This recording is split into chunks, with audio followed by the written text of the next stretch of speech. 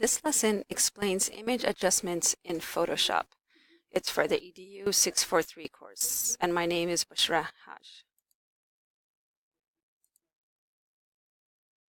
So first thing in the lesson, we would define what are image adjustments, a clear definition. Sounds obvious, but very necessary in every lesson. Then why do I need image adjustments? Basically to fix an image, and sometimes to just add flavor to an image. The picture is fine, no problems with it, but you just want to do something either playful or setting a specific mood. And of course, there would be before and after examples. Here is one where there's an amphitheater with some old houses in the back and the blue sky. So on the right, you can see that same picture has a different feel, a different retro vibe to it because it has a sepia adjustment applied to it. Of course, in the lesson, other examples would be presented. And of course, during the lesson, there would be a lot of hands-on work, opening things, discussing, back and forth between instructor and students, like a lot of pull and push.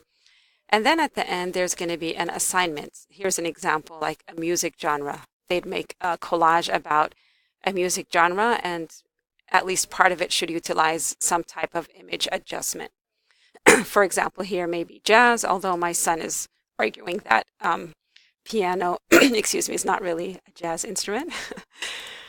And here's, as a summary, my action map. Like first we'd start with what, why, two reasons, mainly fixing problems or just doing something that enhances the image and makes it cool. And very important, how, giving the hands-on of how to do all this. And last but not least, when everything is all done, the learner reaches this, oh, I get it. And just put a little trophy here to symbolize that they feel that accomplishment. And of course, the images chosen, the way things are discussed is going to be based on the student levels, their age, their interests. In week one, we start talking a little to see in the back of my head what kind of images would really keep them engaged.